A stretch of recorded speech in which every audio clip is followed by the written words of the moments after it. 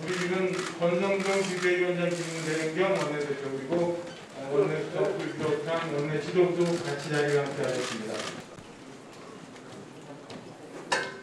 상임정부위원회 의장 질문대행이 오늘 이 상임정국위원은 총 55명인데 36명이 참석했습니다. 그리고 의결 당시에는 32명이 자리를 지키고 있었습니다. 제6차 상임전국위원회 결과를 말씀드리겠습니다. 오늘 상임전국위원회에서는 2개의 안건을 논의했습니다. 첫째, 당헌 개정안 심의 및 작성안이 원안대로 의결되었습니다.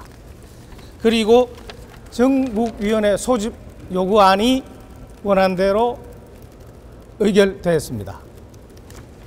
그리고 오늘 있었던 일에 대한 상세한 설명은 우리 박형수 대변인이 하시겠습니다. 그럼 저희들은 자리를 물러나겠습니다.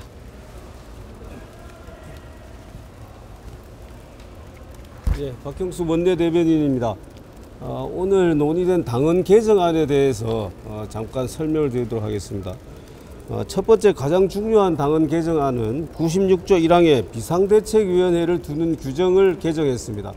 기존에 우리 당헌에는 당대표 거리 또는 최고위원회의 기능 상실 등 비상 상황이 발생할 때 이렇게 되어 있었습니다.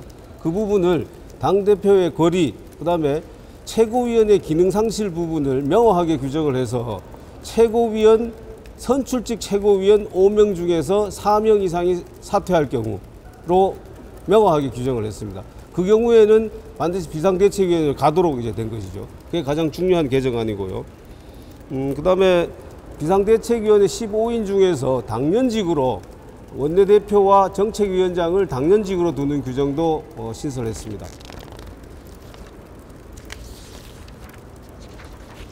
그 다음에 당대표의 지위와 권한, 또 최고위원회 지위와 권한이 비상대책위원회가 구성 완료됨으로 인해서 상실된다라는 점을 명확하게 했습니다. 기존 규정에는 비대위가 출범하면은 최고위원회가 해산한다 이렇게 돼 있었습니다. 그러면은 당대표는 어떻게 되느냐, 해석의 여지가 있었기 때문에 그 부분을 명확하게 하기 위해서 최고위원회, 비상대책위원회가 출범하면은 당대표, 최고위원 모두 지위와 권한을 상실한다라고 명확하게 규정을 했습니다. 그 다음에 비상대책위원장의 고리 또는 사고 시에 직무대행을, 권한대행을 어떻게 할 것이냐, 그 순위에 대해서도 규정을 했습니다.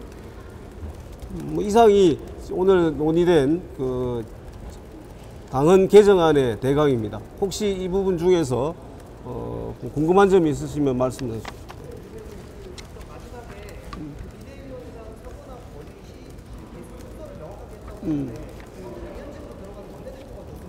그렇습니다. 예, 비대위원장의 고리 또는 사고 시에는 승계 순서를, 직무대행 또는 권한대행의 승계 순서를 원내대표, 그 다음에는 최다선 의원, 최다선 의원이 여러 명이 있을 때는 연장자 순 이렇게 정했습니다. 몇 명 찬성했고 이런 것들, 네? 몇 명 찬성했는지 이런 의결 자세한 것도 혹시? 의결 과정은 이렇습니다. 이 충분한 당헌 개정안에 대해서 설명을 드렸고, 그 다음에 이 개정안에 대해서 질의와 응답이 있었습니다. 여러분들께서 여쭤보시고 또 대답도 하시고 이렇게 하고 난 후에 아무도 이의를 제기하는 분이 없어서 박수로 일단 추인을 했고, 혹시 또 전국위원회 부의장께서 혹시 이 만장일치로 박수로 의결하는데 반대되는 생각을 가진 분이 있으면은 말씀해달라고 해서 다시 한번 더 확인했습니다. 근데 한 분도 없었습니다. 만장일치로 오늘 당헌 개정안은 통과됐다고 말씀드립니다. 또 있으신가요? 건국위는 예정대로 가는 건가요? 네. 건국위 개최 날짜는 그러면 예정대로? 그렇습니다. 예. 전국위원회는 다음 주 월요일에 개최될 예정입니다. 오늘 오신 상임전국위원 분들은 저번에 1차 때 오신 분들이랑 같이 그건 제가 그분들 명단을 확인해보지 않아서 정확하게는 모르겠습니다. 예. 이 의결하는 게 맞나요? 당헌 개정안 당헌 개정안을 네. 선전위에서 의결하는 게 아니요. 전국위에서 의결하는 거 아니에요? 맞습니다. 당헌 개정안은 그 상임정국위원회에서 심의를 해서 작성을 하는 겁니다. 작성하는 권한이 상임정국위원회에 있고 그거를 제출하면은 당헌 개정 의결하는 것은 전국위원회입니다. 오늘은 의결이라는 표현이 아니죠.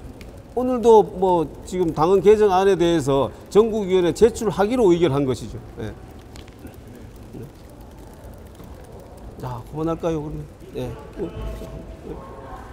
내용 어떤 거 있었나요? 질의는 어떤 부분을? 질의 내용이 뭐 여러분들께서 질의를 하셨습니다만은 이 구체적 내용 중에서 좀 의미가 명확하지 않은 것, 뭐 예를 든다라면은 그 당헌 그 아까 제가 말씀드린 최고위원회 선출직 4분의 1 이상 4분 이상이 뭐 이렇게 할 때 그때 그 비대위가 출범한다는 규정을 뒀잖아요. 거기 보면 단서가 있습니다. 1호의 경우에는 비상대책위원장이 뭐 26조 당헌 26조 규정에도 불구하고 비상대책위원장 권한대행이 비대위 출범 여부를 결정할 수 있다라는 그런 그 단서 조항이 있습니다. 그건 뭐냐면은 당 대표가 거리됐을 경우에는 26조에 의하면은 자녀 그 임기가 6개월 이내로 남으면 원내대표가 승계를 하고 6개월 이상이 되면은 전당대회를 통해서 선출하도록 되어 있습니다. 근데 이때 선출을 하느냐 비대위로 가느냐에 문제가 생깁니다. 그러니까 그 경우에는 비대위로 가는지 여부를 권한대행이 결정할 수 있도록 하고 그걸 전국위원회에서 추인을 받도록 하는 규정이 있거든요. 그 부분에 대해서 여쭤본 분이 있었고 또 다른 분은 이렇게 하면은 다음에는 혹시 다시 가처분이 되고 했을 때 그러니까 그렇게 또 법원에서 이렇게 패소하는 이런 사례는 발생하지 않느냐 뭐 이런 부분을 또 여쭤본 분도 있었고 그다음에 일부 또 다른 의원께서는 이제 당대표 비상대책위원장을 전국위원회에서 선출하는데 선출하고 난 이후에 당대표 또는 뭐 직무대행 권한대행이 다시 임명할 필요가 있느냐라는 그런 말씀도 하셨고 뭐 그런 부분을 질의를 했습니다. 소급 적용되는 거하고 최고위로 돌아갈 수 없는 거 한번 설명해 주시면 또 어떤 분께서는 아마 최고위로 돌아가야 된다는 법원 판결도 있고 한데 그 최고위로 돌아가는 문제에 대해서 질의하신 분들도 있었습니다. 그런데 그 부분은 제가 지난번 브리핑 때도 말씀드렸습니다마는 현재 비대위의 출범으로 인해서 최고위회는 해산이 되어버렸기 때문에 지금 돌아갈 수가 없는 상황입니다. 가처분 결정으로 인해서 그 최고위로 돌아가는 부분이 다시 살아날 수는 없는 게 해산된 것이 가처분 결정으로 인해서 살아날 수는 없습니다. 그러니까 가처분 결정은 뭐 다들 아시겠습니다만은 주문과 이유로 나뉩니다. 근데 효력이 미치는 부분은 주문입니다. 주문에는 뭐라고 되어 있냐면은 비상대책위원장의 직무를 정지하는 부분만 되어 있습니다. 그 부분만 효력이 미치기 때문에 이미 최고위원회는 비대위 출범으로 해산된 상황이기 때문에 최고위로 돌아갈 수 없다라는 설명도 있었습니다. 수고하셨습니다.